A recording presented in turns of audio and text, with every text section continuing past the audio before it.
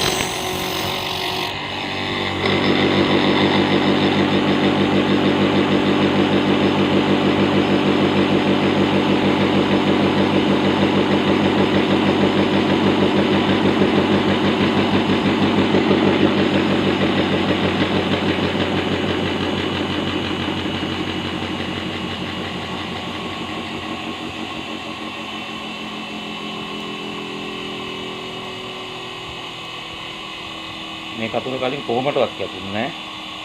දැන් කලින් ගත්තා වගේ හොඳට කැපෙනවා. අලුත් කතුරක් වගේම මෙතනදී මේ හොඳ කතුරු තමයි මේ විදිහට හොඳටම ගාලා ගන්න පුළුවන්.